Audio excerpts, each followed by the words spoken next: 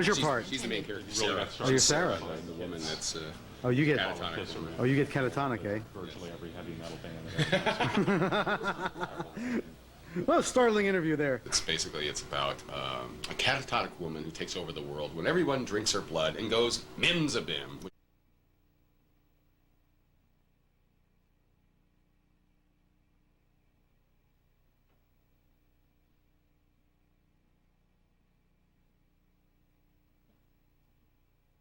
traveled in dark places where suns are too old to shine. There are no people with us. We travel through the bodies of the living. You cannot see us. We cannot see you. We travel by using the thoughts you don't use anymore. You don't use them. We use them. Tommy does. For he can't walk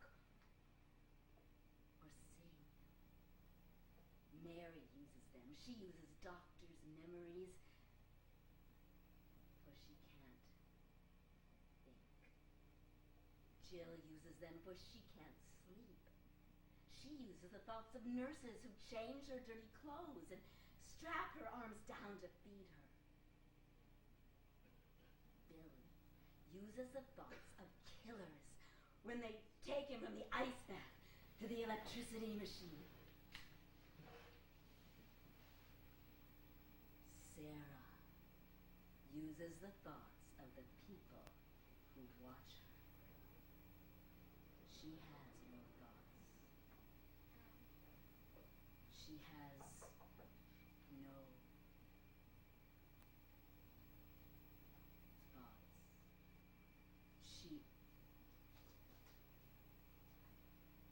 She does not remember the man with the hat and coat. She does not remember the man who makes the bed squeak. She does not remember the woman who fights with him by pulling her legs apart.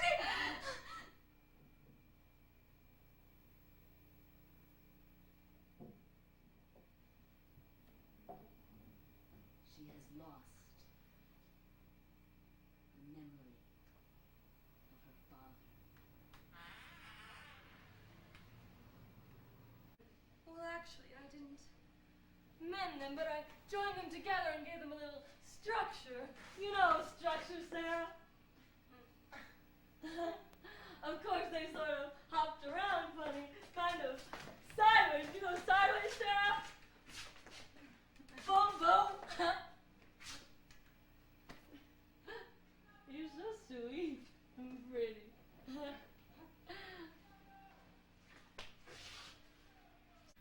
Knock, knock, knock.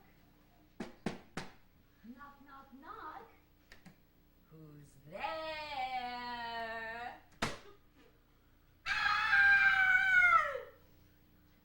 Sarah, you can't come in.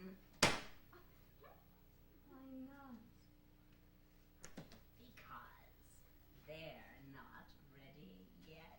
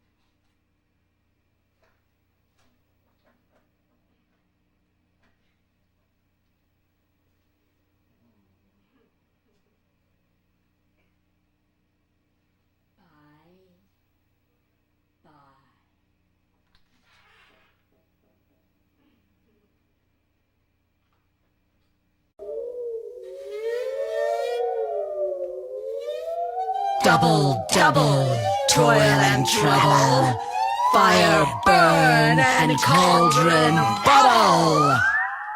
With a hay And a hoe. and a hay, nonny, nonny, no. By the pricking of my thumb, something wicked this way comes with a hey nonny nonny no. Hail to thee, vein of fight. Hail to thee and to thy wife with a hey nonny nonny no. Macbeth was hailed by witches three, so began his tragedy with a hey nonny nonny no. So Mac the knight became the king, just a matter of murdering with a hey nonny nonny no. And Lady Mac became the queen. She scrubbed her hands in kerosene with a hey nonny nonny no.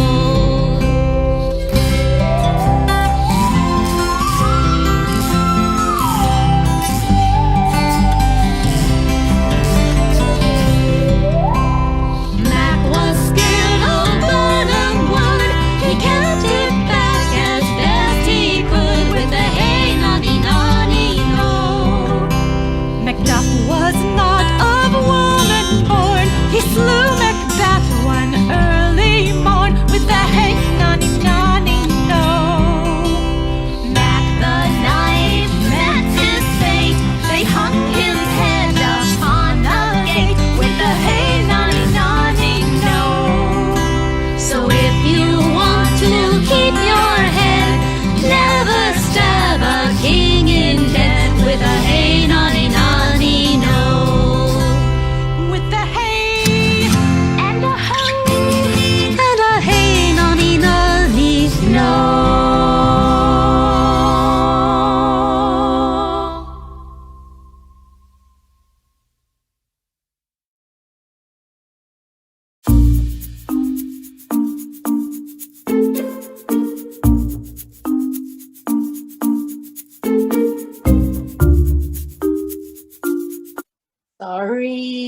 Sorry. I hate that Bob Bartram. I hated him even when I necked with him. I know you won't believe that, but it's true. You can be attracted to someone you hate. Well, maybe you can't, but I can. So all right, I necked with him, but he never touched my chest. And if he says he did, he should be strung up by his testicles. You tell him that for me at breakfast. Anyway, I got carried away, Andy, and I'm a stupid bitch, and I'm sorry. I felt so guilty about it that I didn't want to kiss you after the cocoa. And besides, Andy, go for, how do I say this? With you, it's different. You're like a friend to me. You're like a brother. I never had a brother, and I don't have too many friends, so you're both, Andy. You're it. My mother says you must never say that to a man, but I'm saying it anyway, and it's true. Maybe if I didn't know you so well, maybe if I hadn't grown up with you, maybe if we hadn't written all those goddamn letters all the time, I could have kissed you the way I kissed Bob Bartram. Oh, but please, let's see each other during spring vacation. Please, I count on you, Andy. I need you. I think sometimes I'd go stark raving mad if I didn't have you to lean on. I really think that sometimes. Much love. Greetings from Silver Hill. Slight regression in the liquor department. They say it's in the genes. Lord knows my mother has the problem, and my father too, in the end. Anyway, I'm working on it. Darwin is being a real shit about the girls. He's cut down on my visitation rights, so when you get to Washington, I want you to write a special law about vindictive ex-husbands, banishing them. to Lower Slobovia forever and ever. Amen. Season greetings from Senator and Mrs. Andrew M. Ladd and family.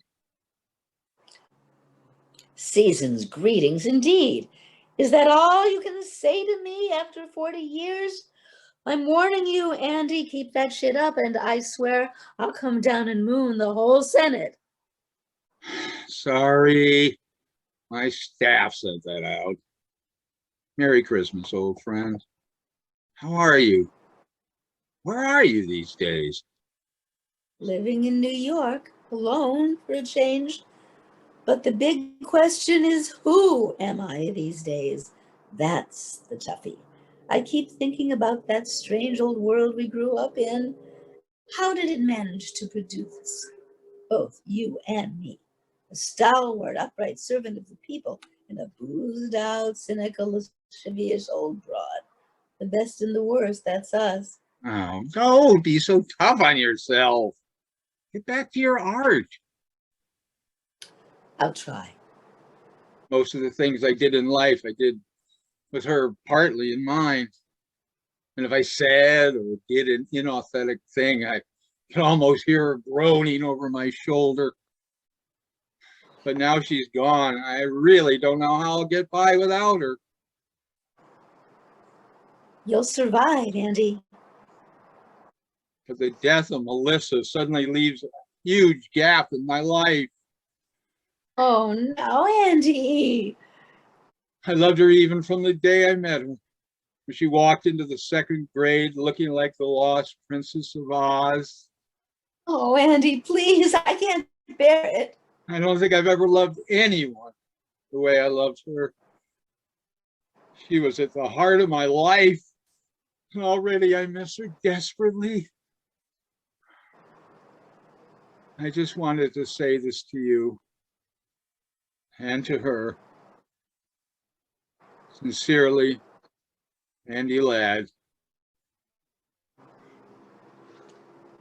Thank you, Andy.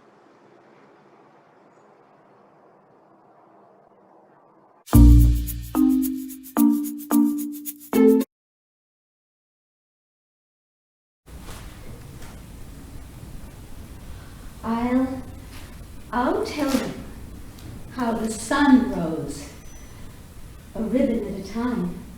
The steeples swam in amethyst. The news like squirrels ran. The hills untied their bonnets. The bobblings begun. Then I said softly to myself, that must have been the sun. But how he set, I know not. There seemed a purple stile that little yellow boys and girls were climbing all the while, till when they reached the other side, the dominine gray put gently up the evening bars and led the flock away.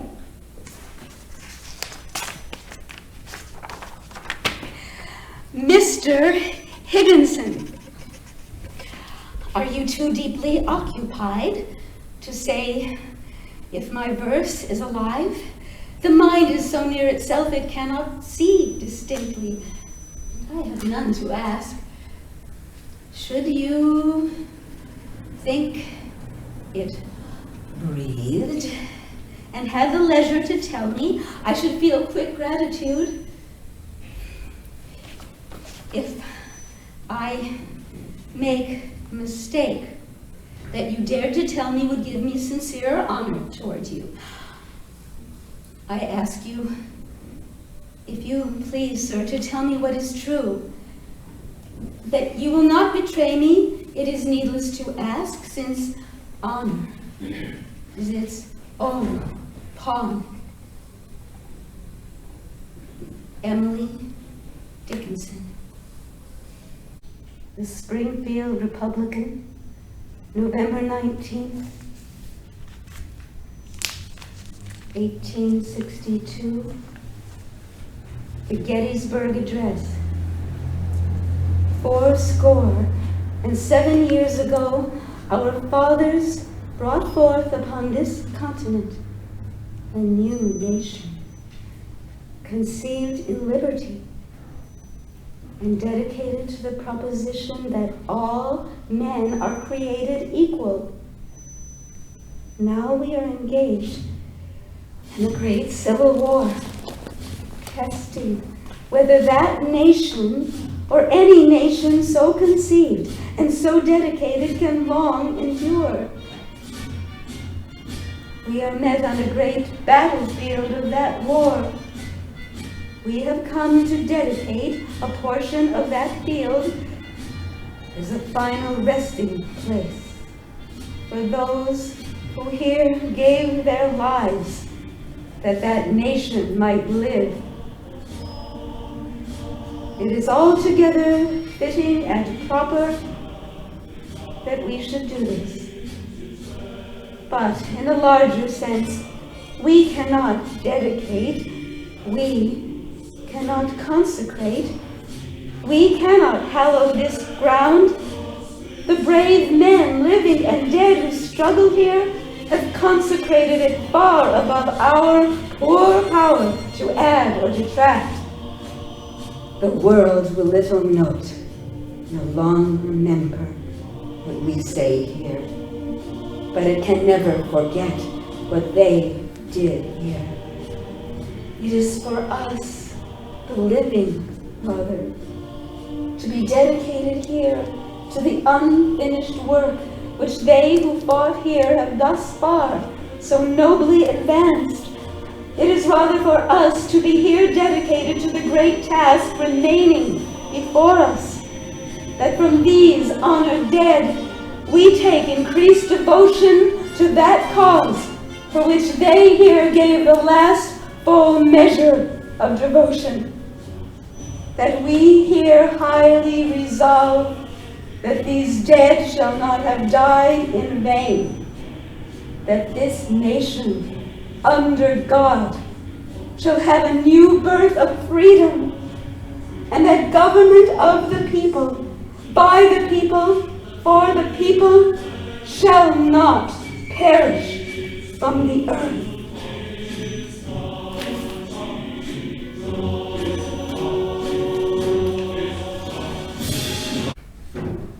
The life we have is very great. The life that we shall see surpasses it, we know, because it is infinity. But when all space has been beheld and all dominion shown, the smallest human heart's extent reduces it to none. While it is alive until death touches it, while it and I lap one air, dwell in one blood under one sacrament, show me division can split or pair. Love is like life, merely longer. Love is like death during the grave. Love is the fellow of the resurrection, scooping up the dust and chanting, "Live